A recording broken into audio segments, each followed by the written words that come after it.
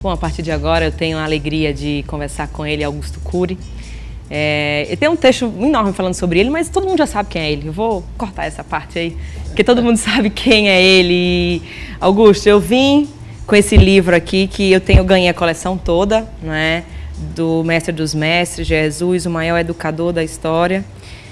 E tem uma parte aqui que você diz que você foi o maior ateu que você já conheceu.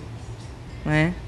E depois que você começou a escrever esse livro, você derrubou todas as cadeias que existiam, não só fisicamente, mas espiritualmente e dentro da sua mente. Né? O que é que Jesus tem a ver com o seu sucesso? Bom, eu fui um dos maiores ateus que pisou nessa terra porque, na verdade, por estudar uma das últimas fronteiras da ciência, se não a última fronteira, que é o mundo onde nascem os pensamentos, e desenvolver uma das poucas teorias mundiais sobre como o eu, que representa o gestor da mente humana, se desenvolve e se torna líder de si mesmo, ou não se torna, porque normalmente não se torna. Para mim, Deus, diferente de Marx, de Jean-Paul Sartre, de Diderot, Nietzsche, que eram mais antirreligiosos, para mim, Deus era fruto de um cérebro apaixonado pela vida, que resistia ao seu caos na solidão de um túmulo. Eu nem vou explicar direito, que é complexo isso. Ou seja, o cérebro, ele, por rejeitar o fenômeno do apagar das luzes, a morte como término da existência, cria a ideia de Deus como proteção para aliviar-se durante o processo existencial. Esse era meu conceito antigo. Como minha teoria estuda o processo de construção de pensamentos e também o processo de formação de pensadores, eu fui até as mentes brilhantes, como Hegel, Kant, Einstein, Freud, romperam o cárcere da rotina, desenvolveram ferramentas intuitivas para produzir novas ideias.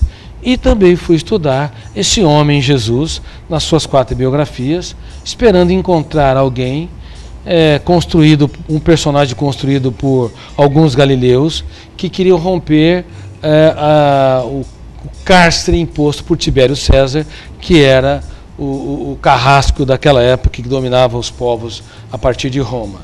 E eu fiquei perplexo, fiquei embasbacado, porque a análise a partir das ciências da educação, da psicologia, da filosofia e sociologia que eu fiz, me deixou claro que ele não cabe no imaginário humano. Por exemplo, Freud, quando foi contrariado a sua teoria por Jung e Adler, os rejeitou, os baniu da família psicanalítica, enquanto o mestre dos mestres, Jesus, quando foi rejeitado pelos seus discípulos, traído pelo mais inteligente, negado pelo mais forte, ao invés de excluí-lo, ele deu uma chance, ou deu múltiplas chances para que eles reescrevessem sua história nos momentos mais cálidos da sua existência. Por exemplo, quando Judas o beijou, a psiquiatria esperava que ele entrasse numa janela killer ou uma zona traumática e que produzisse rápida e intensamente ódio, aversão, rejeição e exclusão. Mas, para espanto das ciências, ele olhou para o seu traidor e o chamou de amigo. Ele exaltou a pessoa que erra, mais como um fenômeno mais importante que o seu próprio erro. Ele chamou amigo e fez uma pergunta que é o princípio da sabedoria na filosofia. Quando o mundo desabava sobre ele, ele disse: por que vieste? Ele imergiu Judas Iscariotes para fazer a mais importante viagem, uma viagem para dentro de si mesmo. Nunca na história uma pessoa traída tratou com tanta dignidade um traidor. Nunca alguém tão grande se fez tão pequeno para tornar os pequenos grandes. Foi aí que eu rompi meu ateísmo. Foi aí que me tornei uma pessoa que crê que a busca por Deus não é fruto de um cérebro apequenado, mas um ato inteligentíssimo desse próprio cérebro, dessa mente, em busca da continuidade da existência, considerando a morte não um ponto final, mas uma vírgula, para que o texto continue a ser escrito na eternidade. Mas veja bem, eu não sou uma pessoa religiosa, respeito todas as religiões e não defendo uma religião. Eu sou um ser humano sem fronteira, mas eu passei de fato a crer em Deus. E diferente de muitos daqueles que consideram o ateísmo um fenômeno intelectual inteligente, eu ainda respeito meus amigos ateus, eu também considero que a busca por Deus é de fato um fenômeno inteligente de um cérebro à procura de si mesmo. Ainda nesse livro, você diz que é uma grande pena para a história da humanidade o fato de que as academias excluíram o estudo aprofundado sobre o que é Cristo. E ainda continua assim, ainda há essa exclusão, e você acredita que, sendo assim, você consegue vislumbrar luz? Está havendo um processo de mudança no mundo todo. Agora nós estamos encarando que a espiritualidade inteligente, ela é um fator que estabiliza a emoção. A espiritualidade que respeita os diferentes, onde nós irrigamos a nossa emoção com altruísmo, solidariedade, onde nós temos um caso de amor com a nossa qualidade de vida e um caso de amor com a sociedade, com a humanidade, e não nos cercamos do individualismo e egocentrismo, hoje nós consideramos como um fenômeno inteligente, regado à serenidade e à sabedoria. Mas eu quero dizer que as religiões ao longo das eras cometeram um erro crasso. Estudaram Jesus apenas sob o ângulo da espiritualidade e não perceberam, por exemplo, que ele usava ferramentas notórias para proteger a emoção quando o mundo desabava sobre ele. Ele teve todos os motivos para ter depressão e ansiedade. Com 2 anos de idade já foi perseguido de morte e trabalhou com madeira, com pregos e martelos, as mesmas ferramentas na adolescência que um dia na vida adulta o anulariam, o cortaria sua existência. Ele foi morto, pregado numa cruz, madeira, pregos, portanto, e martelo. Ou seja, ele era um homem que poderia ter construído masmorras psíquicas, mas nunca se viu alguém tão feliz.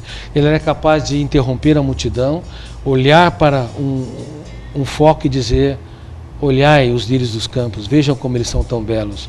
Ou seja, ele quis dizer, uma pessoa verdadeiramente feliz, ele faz muito do pouco. E uma pessoa verdadeiramente infeliz precisa de muitos aplausos, muitos eventos para ter migalhas de prazer. E além disso, ele trabalhou no psiquismo dos seus discípulos, que tinha necessidade neurótica de poder, necessidade neurótica de evidência social, de estarem sempre certos e de controlar os outros. Aqueles discípulos eram jovens completamente despreparados. O melhor deles era Judas Iscariotes. Tinha vocação social, mais dosado, mais sereno, mas tinha um gravíssimo problema, não era transparente, não se mapeava. Bom, ele trabalhou todos os seus discípulos para que eles saíssem do lugar comum e se tornassem pensadores. E se as universidades no mundo todo incorporassem suas técnicas, nós teríamos uma safra de mente brilhante. Por exemplo, no último jantar, quando ele horas depois, ia ser preso e morto, os discípulos estavam lá, sempre o frustrando, mas ele pegou uma bacia de água e uma toalha e lavou os pés daqueles alunos tão erráticos e tão conflitantes. Ele quis dizer: se vocês querem ser grandes, têm de fazer como eu, se fazer pequeno para tornar os pequenos grandes. Se vocês querem ter dignidade e maturidade, invista não apenas aqueles que lhes dão retorno, porque vocês me deram pouco retorno. Invista nos alunos que estão no fundo da classe, nos amigos que decepcionam, nos teus filhos que, mais uma vez, te machucam e te ferem. Ou seja, dê tudo o que tem para aqueles que pouco têm. Caso contrário, você não vai ter maturidade para ser um ser humano brilhante. E eu falo tudo isso no livro, ou pelo menos uma parte disso no livro que estou lançando agora, inclusive a partir do seu programa. Pais inteligentes formam sucessores, não herdeiros. Que fantástico. Bom, gente, estamos ao vivo aqui, uma entrevista exclusiva com Augusto Cury. Eu já posso dizer que essa é uma das entrevistas mais felizes da minha história. Nunca estive tão... Assim, eu queria que ele ficasse falando, mas eu não posso, eu tenho que interagir, eu tenho que participar junto com ele. Ainda mais falando sobre ele que é e sempre será, né? Ô Augusto, eu fico pensando que a humanidade tem dores que a gente desconhece. As pessoas, a agressividade, a hiperatividade, todas as síndromes, todos os cânceres, é só uma resposta de uma alma que grita e clama por socorro. Como sarar isso? Como, diante de tudo que você já aprendeu, tudo que foi lhe dado de sabedoria, existe um caminho para isso? Para mim é Cristo, é nele. Porque eu entendo que na hora que eu paro de olhar só para o meu umbigo, que eu paro de olhar para mim, para as minhas dificuldades, para as minhas limitações, para os meus problemas, na hora que eu saio do meu mundo e que eu vou ajudar o outro, que eu vou olhar para o outro, que eu vou ajudar o outro a sorrir, que eu vou ajudar, que eu enxergo no outro uma possibilidade imensa de eu ser feliz, eu acho que isso diminui a minha dor e sara um montão de coisas. Na hora que eu aprendi isso, Augusto, eu disse, Deus, em 2014, meu único pedido é que eu possa servir. E eu aprendi que servir cura. E seria um dos caminhos para a cura da humanidade, parar de olhar só para si? Uma pergunta extremamente inteligente. A humanidade tomou o caminho errado. Nós estamos adoecendo rápida e coletivamente no mundo todo. 1 bilhão e 400 milhões de pessoas, cedo ou tarde, desenvolverão o último estágio da dor humana, uma depressão. E mais de 3 bilhões de pessoas, de acordo com a Universidade de Michigan, 1 em cada 2 pessoas, cedo ou tarde, desenvolverão um transtorno psiquiátrico. Depressão, síndrome do pânico, anorexia, bulimia, transtorno de ansiedade e doenças psicossomáticas e várias outras. Nós temos que nos perguntar, para onde caminha a humanidade e para onde caminha a minha humanidade? Eu lancei nos Estados Unidos, há 3 meses, talvez, e falo com muita humildade, o primeiro programa mundial de prevenção de transtornos psiquiátricos. Com 12 ferramentas, como proteger a emoção, como gerenciar pensamentos, como trabalhar perdas e frustrações e assim por diante. E tinha uma plateia de 600 pessoas, dos quais muitos eram mestres e doutores da minha área, saúde e ciências da educação. E eu fiz um teste de qualidade de vida. Quase todos eles precisavam ficar internados num hotel fazenda, porque estavam profundamente estressados. Dores de cabeça, dores musculares, irritabilidade, sofrimento por antecipação, acordar cansado, baixo limiar para frustração, dificuldade de lidar com pessoas lentas. Acho que o telespectador talvez esteja se identificando. Além disso, sofrer por antecipação ou fazer o velório antes do tempo e também déficit de memória ou déficit de concentração. Em todos os lugares que eu dou conferência, da Romênia na Espanha, de Bogotá aos Estados Unidos, essa é a situação da humanidade. Estamos adoecendo rápido e coletivamente na era do lazer, na era da indústria do entretenimento. Nunca tivemos uma geração tão triste e tão conflitante.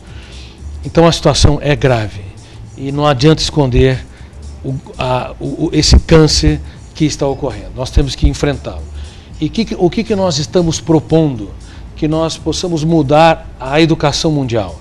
A educação mundial tem de passar da era da informação que bombardeia o córtex cerebral das crianças aos pós-graduandos, aos universitários, com milhões de dados sobre o mundo de fora, mas não ensina como entrar no planeta psíquico e proteger a emoção.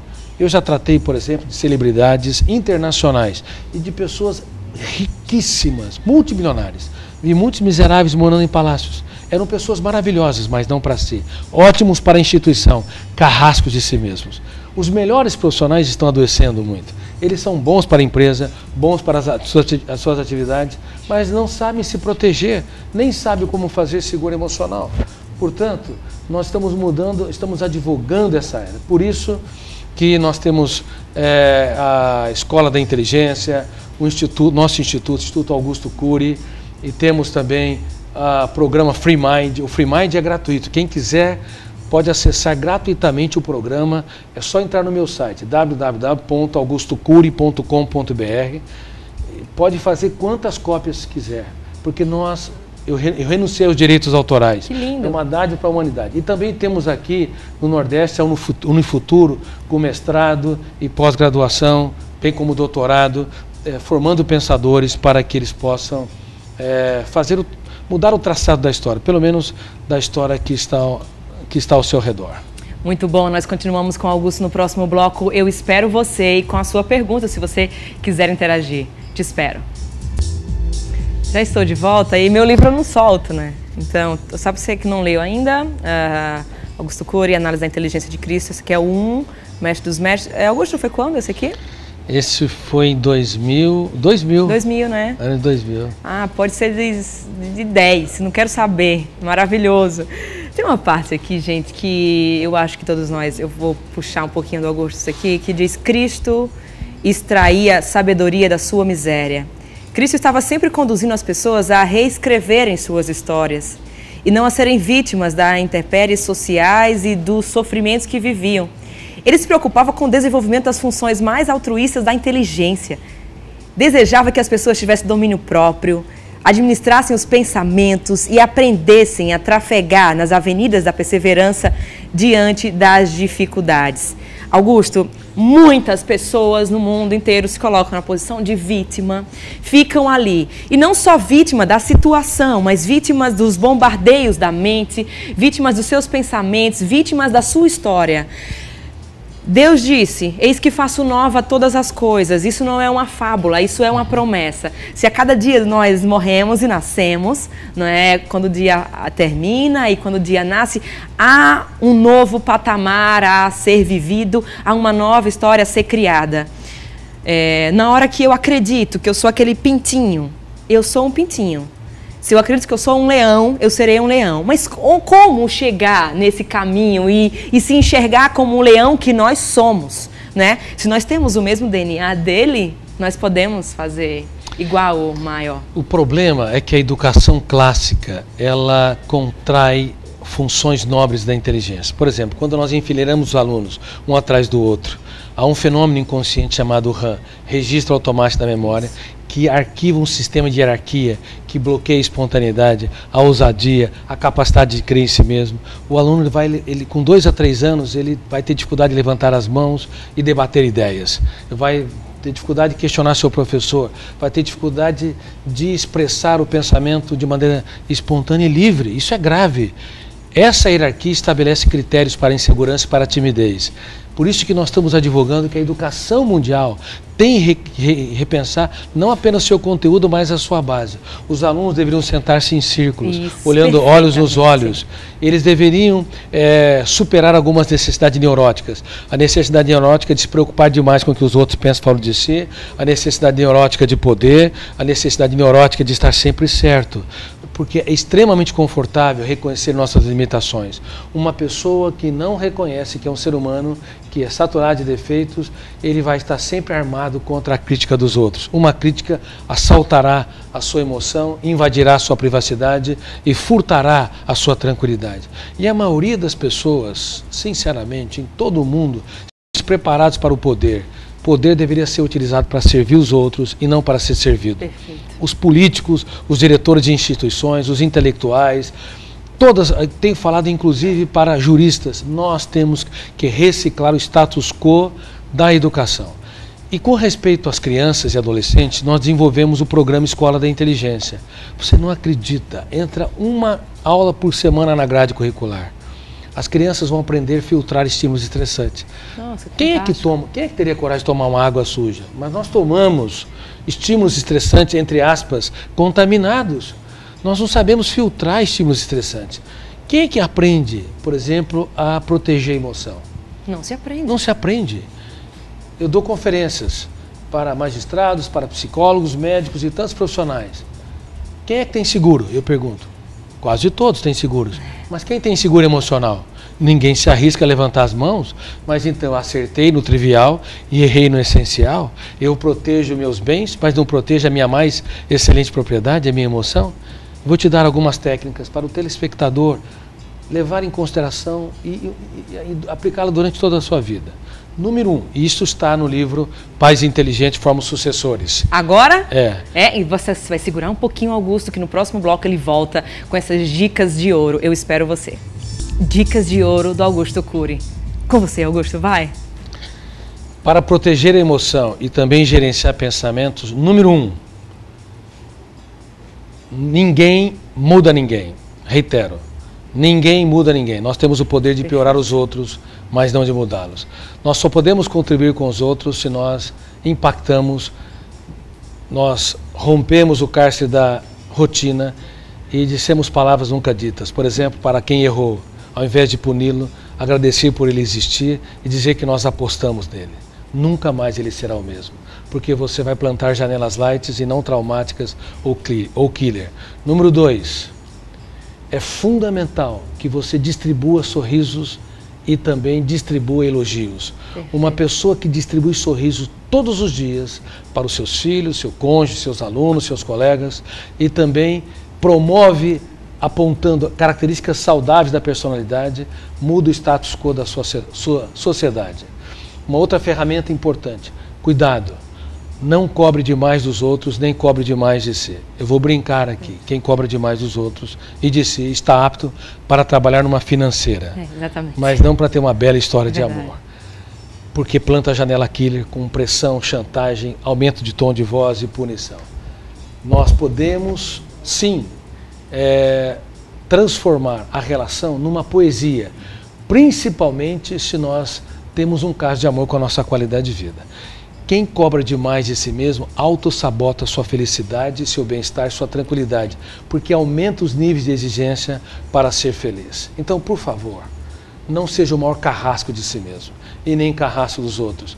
Fica mais barato você suportá-los com as suas limitações e também entender as suas próprias dificuldades. Quando você o faz, você abre as janelas da sua mente e começa a desenvolver ousadia, determinação e unir sonhos com disciplina, que é a regra de ouro para o sucesso em todas as áreas. E todas essas ferramentas estão no programa Escola da Inteligência. Eu renunciei aos direitos autorais também para que ele seja acessível e você pode acessar www.escoladinteligência.com.br. Olha só, gente, Augusto Cury está hoje à noite em Natal, no Parque Aristófanes Fernandes, a partir das 7 horas da noite. O telefone está aqui, 3217-8074, a ProExTech, né, que está trazendo aqui, um abraço para o Jorge, que está aí encabeçando esse projeto. Parabéns, Jorge, por trazer essa coisa linda para a gente, né? Coisa boa. Gostou? Eu só desejo que Deus abençoe mais muito, sobrenaturalmente a sua vida, viu? Obrigado, que você querido. continue com a sua missão de ser luz, onde quer que você chegue. Foi maravilhoso, foi muito bom. Para mim foi um grande presente que Deus me deu, depois de uma grande perda que eu tive no final de semana. Eu acho que Deus ele quis me confortar, me trazer um bálsamo e vai ser maravilhoso. Hoje à noite eu vou apresentar o evento, hein? Então eu te espero lá às 7 horas da noite. Deus abençoe a sua vida. Fique com Deus. Obrigada, Augusto. Muito obrigado, agradeço. Tchau, tchau. Deus abençoe.